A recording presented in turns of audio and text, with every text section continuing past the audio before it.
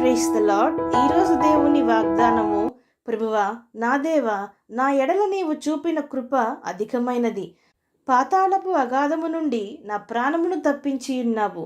కీర్తన గ్రంథము 86వ అధ్యాయము 13వ వచనము. ప్రజలారా, భక్తుడి విధంగా అంటున్నాడు, దేవా నీవు నా పట్ల చూపించిన కృప ఎంతో ఉన్నతమైనది, ఎంతో అధికమైనది.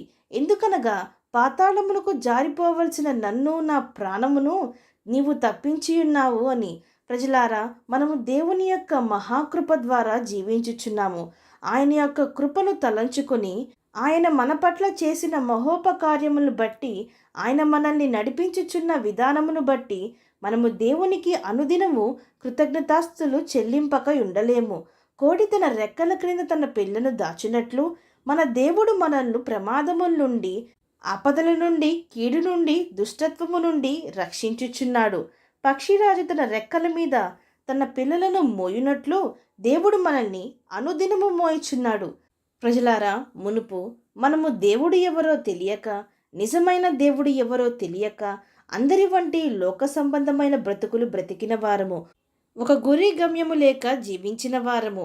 పాపము ఎంత భయంకరమైనదో, దానివల్ల వచ్చు పరిణామాలు ఏమిటో, అది ఎంత ఘోరమైన మరణముకు దారితీయునో తెలియక పాపంలో నిజమైన ఆనందము ఉందని జీవించిన వారము. వ్యర్థమైన వాటిని పూజిస్తూ, ఎటువంటి కరుణ చూపని, ఎటువంటి కృపా చూపని, మనలో ఎటువంటి మార్పు తేని, కన్నులుండియు చూడని, చెవిలుండియు వినని, చేతిలుండియు రక్షింపజాలని వ్యర్థమైన వాటిని పూజిస్తూ ఉండిన వారము. మన అంతర్యంలో బొత్తిగా చెడియున్న వారము, చీకటిలో నివసించియున్న వారము, ఎటువంటి మార్పు లేక ఉండిన వారము, వేషధారుల వలె, అబద్ధికుల వలె జీవించిన వారము. మరి ఇటువంటి స్వభావము గలవారము సాతాను పక్షంలో ఉన్నవారమే గదా. వాడి అనుచరులకు సిద్ధపరిచిన అగ్నిగుండంలో మనము కూడా పాత్రలవ్వాల్సిన వారమే కదా.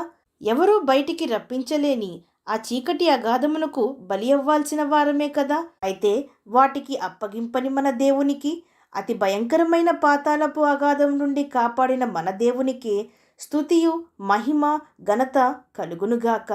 ఆయన కృప ద్వారానే మనము రక్షింపబడ్డాము. ఎంత అధికముగా ఆయన కృప మన మీద కుమ్మరించెను.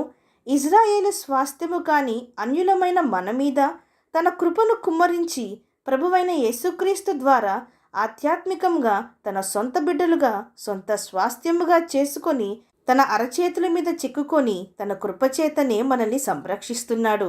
కాబట్టి ప్రజలారా, ఆయన కృపయందు దాచియించబడుదాం.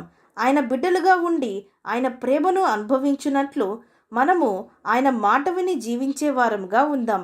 విశ్వసించిన వారు నాతో పాటు ప్రార్థనలో ఏకీభవించండి. ప్రార్థన. పరిశుద్ధుడా, ప్రేమగల తండ్రి, ఈరోజు మీరిచ్చిన ఈ వాగ్దానమును బట్టి మీకు స్తోత్రములు దేవా.